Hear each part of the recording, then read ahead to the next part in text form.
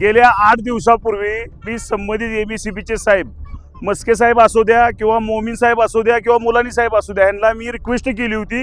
गोंदवले गावामध्ये ह्याच्या आधी सुद्धा अशा लाईटचे प्रकार भरपूर झालेले आहेत. तुम्ही इथले आमचे स्थानिकचे वायरमॅन जागेवर ठेवा.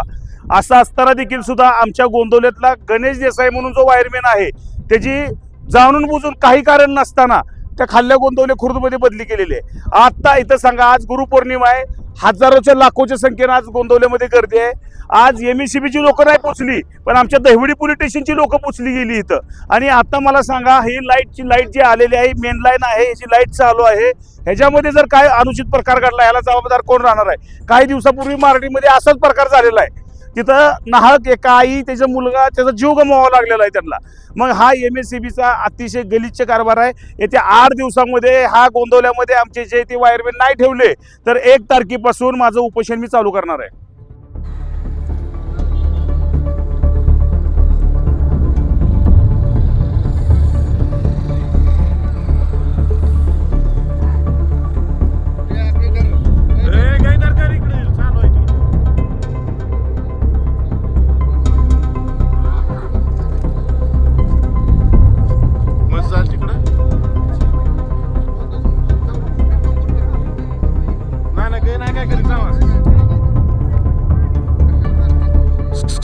एक साईडनं जावा की फोनवर परत बोला. वेळ बी मिळायला नाही बोलायला परत. हा चालू आहे.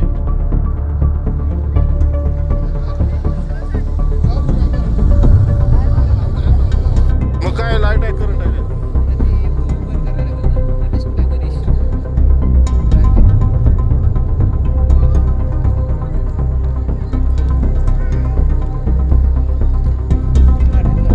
इकडून जावा, इकडून आटल. करंट चालू आहे, त्यात करंट. गाडी आडवी लावली.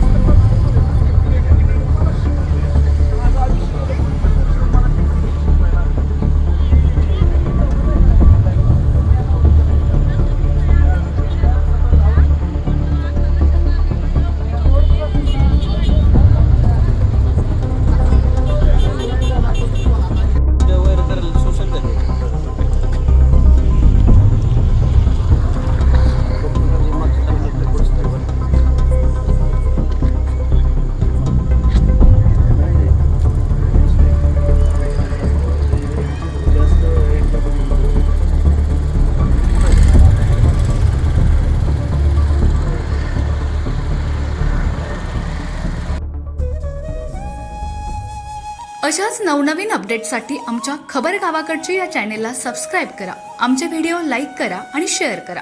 धन्यवाद.